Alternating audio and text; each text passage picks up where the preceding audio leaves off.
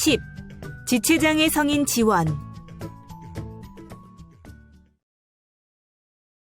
이번 시간에는 지체, 뇌병변 장애인 건강관리 및 후견인 제도, 지체, 뇌병변 장애인 고등, 평생교육 및 고용 지원, 지체, 뇌병변인 장애 복지 관련 지원, 더 알아보기에 대해 학습하겠습니다. 1. 지체, 뇌병변 장애인 지원. 많은 부모와 교사는 뇌병변 장애인의 건강유지 및 관리는 물리치료나 작업치료사 등 전문가에게 정기적으로 받는 치료를 통해 가능하다고 생각합니다. 그러나 일상생활 속에서 잘못된 자세와 경직에 대한 조절이 제대로 이루어지지 않는다면 일주일에 한두 시간 정도의 치료 시간만으로 건강을 유지하고 관리하는 것은 불가능합니다. 따라서 자녀가 자신의 신체 기능을 관리할 수 있다면 바른 자세와 경직 조절 방법을 알려줘야 합니다. 그리고 치료사에게 자녀의 건강 유지 및 관리를 일임하는 것이 아니라 부모는 물론 교사, 그리고 활동 보조인은 바른 자세와 경직에 대한 조절 방법을 숙지하고 일상생활 속에서 적절히 적용해야 하며 바른 자세를 유지하고 경직을 경감하는 보장구나 보조기기 등을 알아보고 관절의 변형이나 구축, 탈구, 그리고 척추 측만 등을 예방하기 위한 노력을 해야 합니다.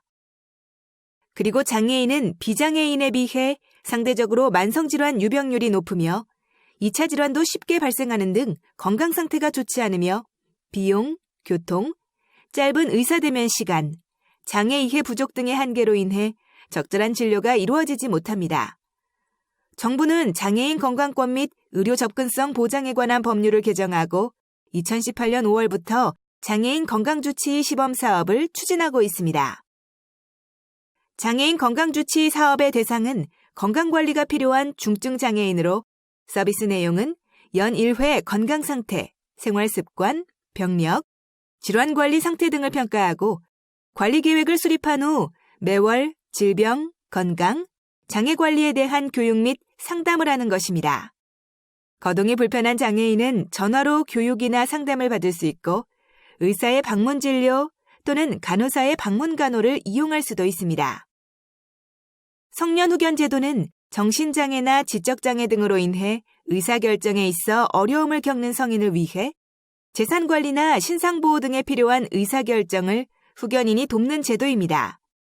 종래의 금치산자, 한정치산자 제도는 인류적으로 행위 능력을 제한하여 문제가 많다는 인식에 따라 폐지되었고 자기결정권 존중, 잔존 능력 활용, 일상생활의 정상화, 자립생활 지원 등의 이념하에 2013년 7월 1일부터 새로 시행된 제도가 성년 후견 제도입니다. 관할 기관은 가정법원입니다. 성년 후견인 선정 절차를 보면 가족, 사회복지 종사자, 중앙지원단 등에서 신청하고 시군구에서 대상자를 선정합니다. 그러면 후견인 교육지원기관에서 심판 절차 비용을 지급하고 시군구 후견인 교육기관에서 후견인 보호자를 선정합니다. 그 후 시군구 중앙지원단에서 후견 심판 청구를 준비하고 후견 심판 청구를 하게 됩니다. 후견인 제도의 신청인은 본인, 배우자, 사촌 이내의 혈족, 미성년의 후견인과 감독원, 그리고 검사 또는 지자체의 장이 되며 이들 신청인의 청구에 따라 법원은 의사의 감정을 통해 성년 후견 당사자의 정신 상태를 확인하고 당사자에게 진술을 받는 절차를 거쳐 후견인을 선임합니다. 성년 후견 제도는 법원의 심판에 의하여 후견인이 결정되는 법정 후견과 계약에 따라 그 후견의 대리권 범위 내용이 결정되는 임의 후견으로 나눌 수 있습니다.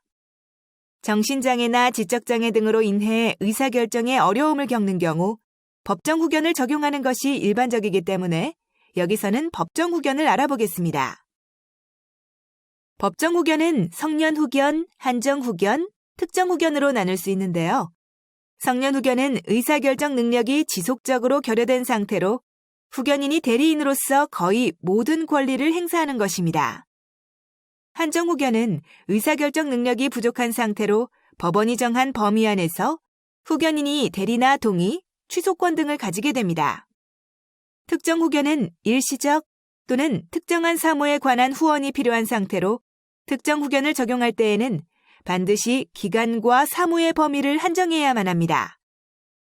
후견인의 권한이 성년 후견이 가장 크고 한정 후견, 특정 후견 순으로 적어지는데요. 따라서 피후견인의 자기결정권 존중과 자립생활 지원 등의 이념에 따라 성년 후견보다는 한정 후견이나 특정 후견을 활용하기 위해 노력할 필요가 있습니다. 후견인 활동비 지원 대상은 다음과 같습니다.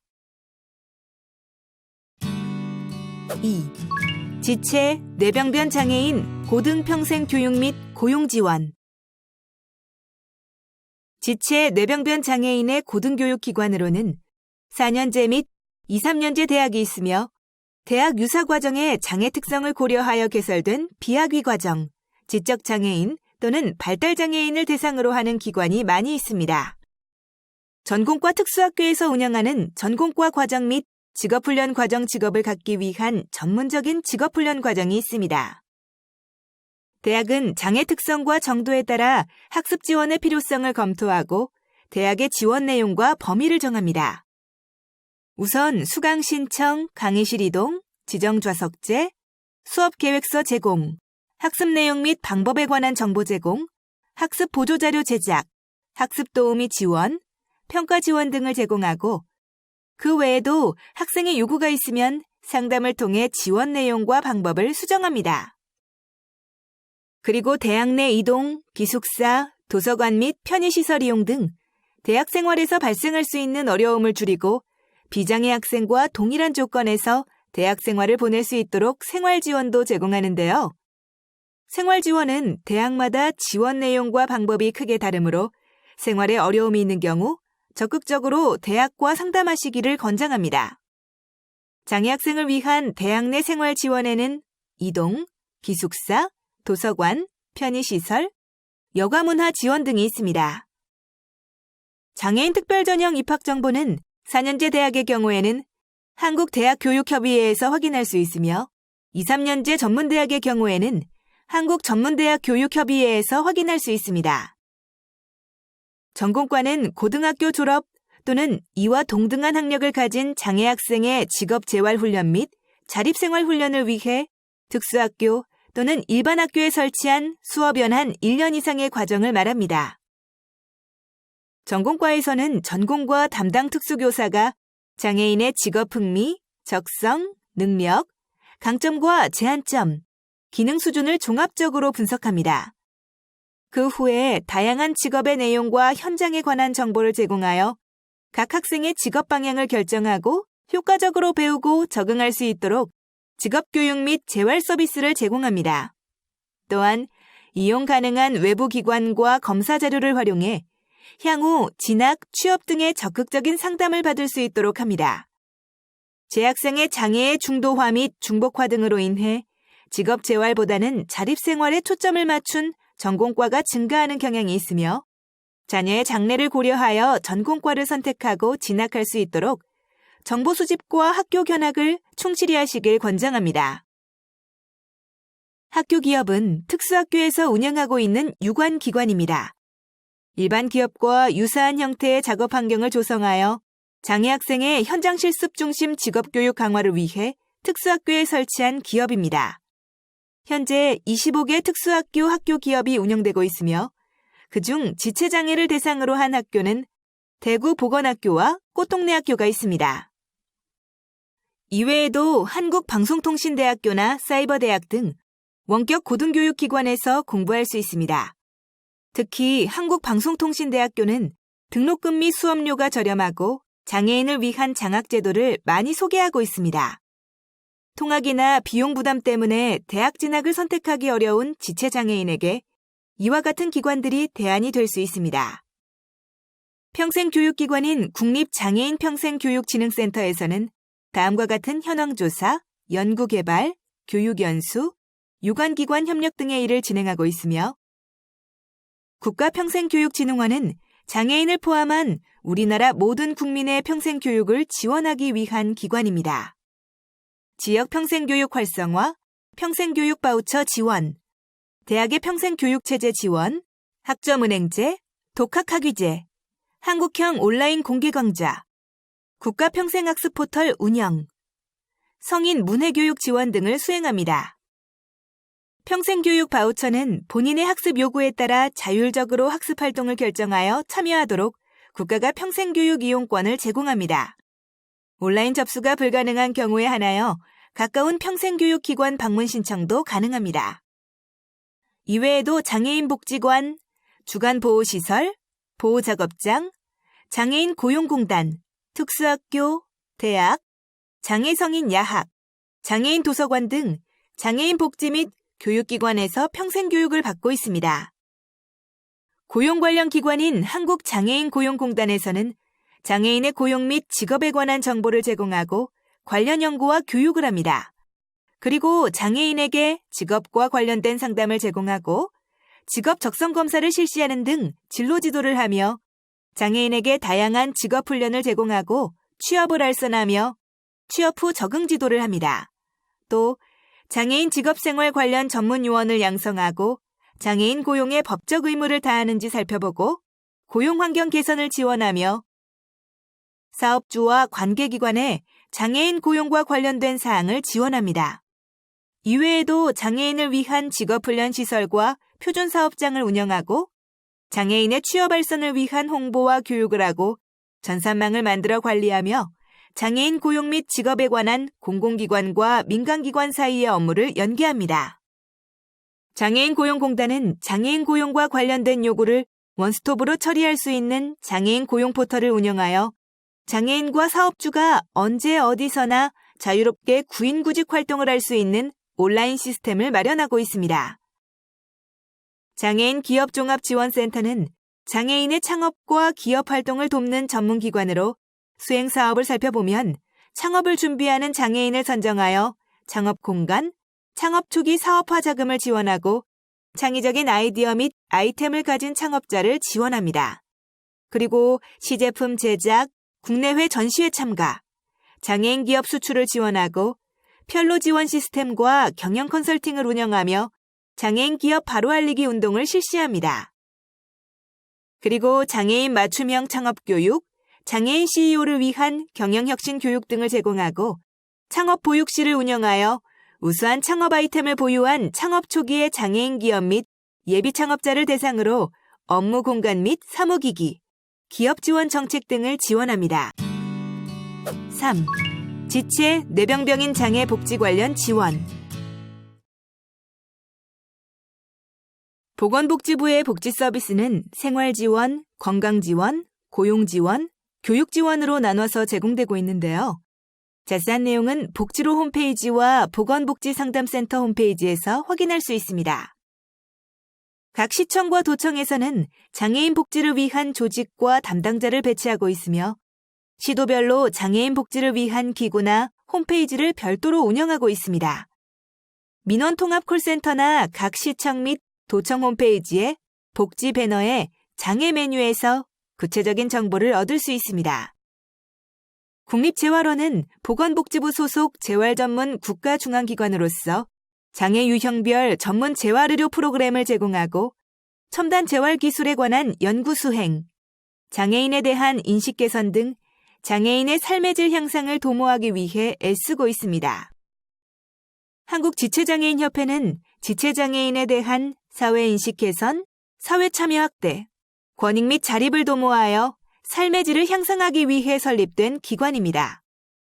수행사업으로는 장애 관련 조사 연구 및 장애인 종합상담실 운영사업, 사회인식 개선과 자립을 위한 각종 사업, 장애인 삶의 질 향상을 위한 교육, 결연, 계몽 및 제도 개선 사업, 정보 제공을 위한 간행물 발행 사업, 장애인의 인권 신장을 위한 사업, 장학금 지원 및 각종 예술인 발굴 양성 지원, 장애인 이용시설 운영 및 자립작업장 운영 지원과 직종 개발, 국내외 유관기관과의 교류 협력 사업, 장애인 보조기구 지원 사업, 장애인 편의시설 지원센터 운영 사업, 장애인 정보화 지원 사업, 장애인 문화, 여가, 체육 활성화 및 지원 사업 등이 있습니다.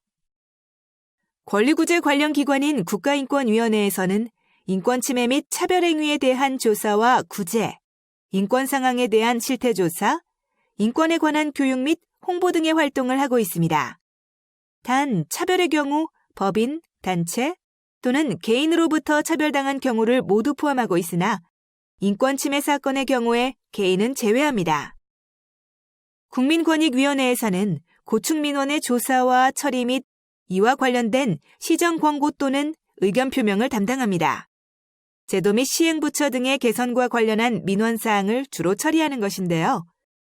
따라서 지자체가 운영하는 시설에 장애인 편의시설이 미흡하여 민원을 제기하고 싶은 경우나 장애인 등급 결정 및 장애인 등록 절차 등 행정 절차에 있어 개선이 필요하다 판단되는 경우 등 국민권익위원회에 문의하거나 민원을 제출하여 문제를 해결할 수 있습니다. 장애인 권익옹호기관에서는 장애인 학대에 대한 상담 및 조사, 피해자에 대한 민형사상 지원, 피해자 및 가족을 위한 사후 조치 등의 활동을 합니다. 2015년 장애인 복지법 개정으로 장애인 권익옹호기관 설립 근거가 마련됨에 따라 장애인 학대 문제에 대해 보다 효과적으로 대처할 수 있게 되었습니다. 대한법률구조공단에 하는 일은 피해장애인 법률 구조 및 법률 상담 등에 관한 것입니다. 기준 중위소득 125% 이하의 소득을 갖는 장애인의 경우 민사, 가사, 형사 등 모든 사건에 관하여 무료로 법률 구조를 받을 수 있습니다. 여성 긴급 전화는 가족폭력, 성폭력, 성매매 등으로 긴급한 구조, 보호 또는 상담을 필요로 하는 여성들을 위한 전화입니다. 언제라도 전화로 피해 상담을 받을 수 있도록 전국적으로 통일된 국번 없는 특수전화 1366을 365일 24시간 운영하여 여성의 인권을 보호합니다.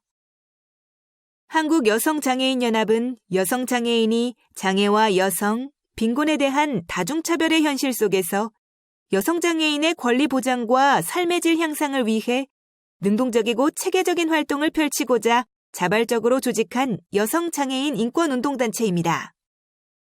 다음으로 사례를 살펴보면 세무직 공무원 시험에서 뇌병변 장애인에 대한 메모 대필 편의 제공을 거부한 사건이 있었는데요. 국가인권위원회는 이를 피해자의 평등권과 공무 단임권을 침해하는 행위로 판단하고 인사혁신처장에게 1. 2015년 7급 세무직 공무원 공개 경쟁 채용 필기시험에서 피해자를 비롯한 손을 자유롭게 쓰지 못하는 장애인에게 메모 대필을 허용하는 등 정당한 편의를 제공할 것과 2.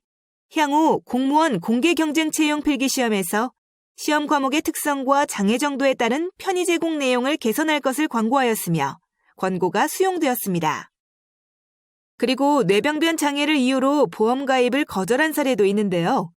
뇌병변 1급 장애인인 진정이는 뇌병변 장애는 지적장애로 분류되어 보험 가입이 거절될 것이라는 안내를 받은 후 보험 가입 청약을 거절당했습니다.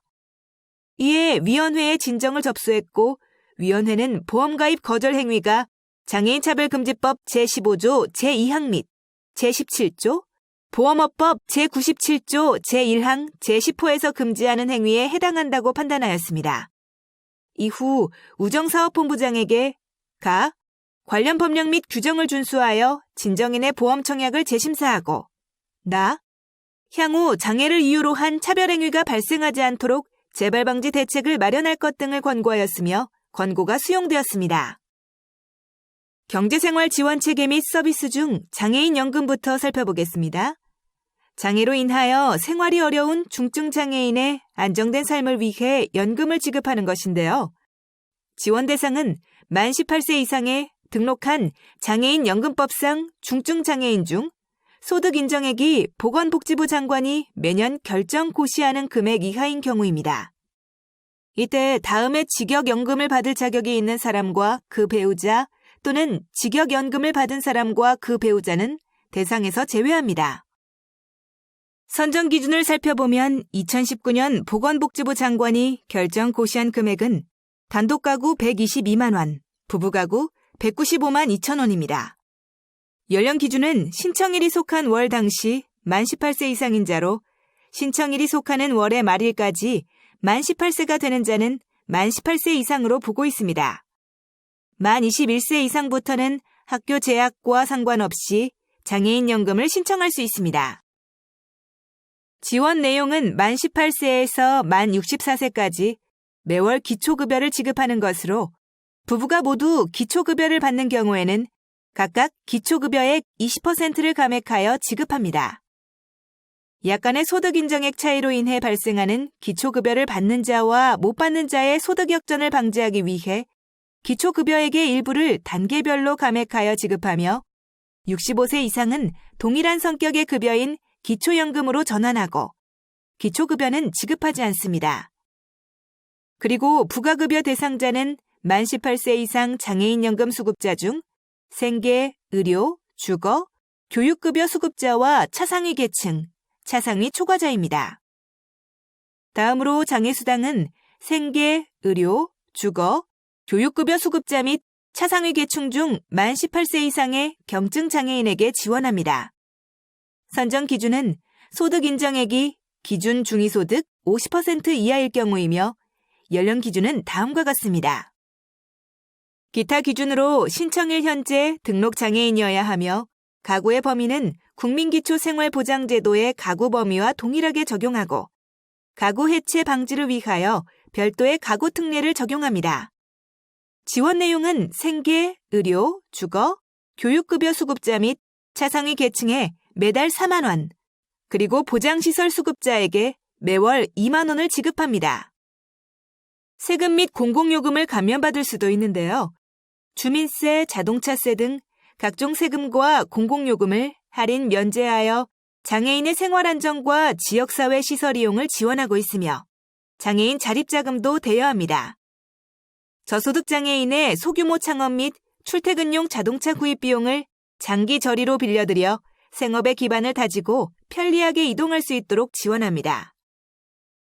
에너지 바우처는 에너지 취약계층에 에너지 바우처를 지급하여 저소득층의 에너지 비용 부담 완화 및 에너지 접근성을 높이고 동절기에 난방에너지 구입을 지원하는 제도입니다. 사랑의 그린피쉬 보급은 장애인, 다문화 가정, 북한 이탈 주민 등 정보 소외 계층에게 사랑의 그린피쉬를 무상 보급하여 정보 활용 능력을 향상시키고 정보 격차를 해소하기 위한 서비스입니다. 장애인 거주시설은 일반 가정에서 생활하기 어려운 장애인에게 일정 기간 동안 거주, 요양, 지원 등의 서비스를 제공하는 동시에 지역사회 생활을 지원하는 시설을 말합니다. 장애인 거주시설에는 유사장애를 가진 사람들에게 주거, 일상생활, 지역사회 생활 등의 서비스를 제공하는 시설인 장애 유형별 거주시설, 장애의 정도가 심하여 항상 도움이 필요한 중증 장애인에게 주거 지원, 요양 서비스, 일상생활 지원 등의 서비스를 제공하는 시설인 중증 장애인 거주시설, 장애인에게 일정 기간 주거, 일상생활, 지역사회 재활 등을 제공하고 아울러 장애인을 돌보는 보호자의 단기간 휴식을 제공하는 시설인 장애인 단기 거주시설, 지역사회 내 일반 주택을 이용하여 장애인들이 스스로 사회에 적응하도록 가정생활, 사회활동 등의 자립생활을 지원하는 시설인 장애인 공동생활 가정이 있습니다. 그리고 체험홈과 자립홈도 있는데요. 체험홈은 장애인이 자립생활을 시작하기 전에 자립생활에 필요한 기술, 경험, 사회적 자원, 복지 서비스 등을 체험할 수 있도록 만들어진 곳입니다. 체험홈은 크게 며칠에서 한 달 정도 생활하며 자립생활을 체험하는 것을 목적으로 하는 단기 체험홈과 심리적, 경제적으로 자립생활이 가능할 때까지 주거 공간을 지원하는 장기 체험홈으로 나눌 수 있습니다. 각 지자체에 따라 지원하는 기간과 내용 등이 상이하므로 행복복지센터 등을 통해 확인하시기 바랍니다. 자립홈은 장애인 거주시설 퇴소장애인이나 재가장애인들 중에서 지역사회에서 자립생활이 가능하다고 판단되는 경우 일정한 주거 공간을 지원하여 지역사회에서의 완전한 자립생활을 준비하기 위한 중간 거주지 역할을 합니다. 일반적으로 해당 지자체에 거주하는 장애인을 대상으로 하며 임대료, 공과금, 생활비는 입주자가 부담하며 각 지자체에 따라 일부 보조를 해주기도 합니다. 4. 더 알아보기. 지체장애와 뇌병변장애의 성인이 지적장애를 동반하여 의사결정에 곤란한 경우 어떻게 해야 될까요? 우리나라는 성년 후견 제도를 통해 장애인 의사결정을 돕고 있는데요. 자녀가 성인이 되었을 때 지적장애 동반 여부에 따라 자신의 삶에 관련한 의사결정을 스스로 해야 하는지 또는 후견인에게 의사결정을 맡겨야 하는지를 결정합니다. 장애인 수당은 보건복지부에서만 지급하나요? 보건복지부에서 지급하는 장애수당 외에도 각 지자체에서 자체 예산으로 수당을 추가 지급하는 경우도 있습니다. 각 지자체의 장애인 복지 담당자에게 문의하여 지원받으면 됩니다. 사회공헌을 위해 설립된 재단이나 법인에서도 다양한 서비스를 제공하는데요. 푸르메 재단, 한국장애인재단, 한국장애인개발원, 이영섭 복지재단 등 보건복지부 관련 기관은 물론 지체장애인 관련 단체 및 협회 등을 통해 유익한 정보를 폭넓게 취득하고 활용하도록 하세요. 집 수리 비용을 지원받을 수 있나요? 장애인이 세대원으로 있는 세대주, 그리고 장애인에게 임대할 목적으로 주택을 재고하고자 하는 임대인은 주택을 개조하기 위하여 필요한 비용을 지원받을 수 있습니다. 집을 임대하여 사용할 예정이라면 본인이 신청 대상에 해당하는지를 확인한 후에 임대인에게 관련 정보를 제공합니다. 장애인 거주시설의 이용료를 지원받을 수 있나요? 장애인 거주시설 중에서 실비입소 장애인 거주시설로 지정된 시설에 입소한 저소득 장애인이면 정부에서 장애인 거주시설 입소 이용료를 지원합니다. 소득 기준이 기준 중위소득 이하여야 하며 실비장애인 거주시설 이용료 66만 8천 원 중 매월 28만 6천 원을 이용 중인 장애인 거주시설로 보조합니다. 중증장애인 자립생활지원센터에 대해 알고 싶습니다. 중증장애인의 자립과 사회 참여를 촉진하기 위하여 설립, 운영하는 기관입니다. 지원 대상은 모든 유형의 장애인으로 하되 자립생활을 희망하는 장애인을 우선으로 지원하며 중증장애인을 대상으로 포괄적인 자립생활 정보 제공, 권익공호 활동, 동료 상담, 자립생활 기술 훈련 등의 서비스를 통하여 장애인의 자립생활 역량 강화와 지역사회에서의 다양한 사회 참여 활동 지원 등의 활동을 합니다. 서비스 이용 및 신청은 보건복지상담센터, 보건복지부 장애인 권익지원과로 하면 됩니다. 활동 지원 서비스를 24시간 받을 수 있나요? 네, 예외적인 경우지만 가능합니다. 복지예산 확충을 통해 24시간 활동 지원을 이용하는 장애인은 증가할 텐데요. 서울시는 2018년 10월부터 최중증 독거장애인 200명에게 24시간 활동 지원 서비스를 지원하고 있습니다. 서비스 대상자에게 약 3명의 활동 지원사가 교대로 돌아가며 하루 종일 서비스를 제공하는데요. 신청 대상자는 타인에 의한 체위 변경이 필요하거나 스스로 움직일 수 없는 1인 가구, 와상, 사지마비 장애인입니다. 단, 활동 지원사의 출퇴근 등 서비스 제공 시간 및 내용에 대해서는 인지 및 의사 표현이 가능하다는 조건이 있습니다. 오늘 학습의 주요 내용을 정리해 보겠습니다. 지체 뇌병변 장애인의 건강 유지 및 관리를 위한 지원과 후견인 제도를 알고 지원을 받아야 합니다. 또 고등 평생 교육을 받을 수 있는 기관을 알아보고 교육받을 수 있는 권리를 누려야 합니다. 다양한 고용 관련 기관을 알아보고 취업에 관한 지원도 놓치지 않으며 인권 및 권리 보장과 경제생활 지원, 주거생활 등 다양한 복지 서비스를 알고 지원받을 수 있도록 합니다. 이것으로 학습을 마치겠습니다. 여러분 수고하셨습니다.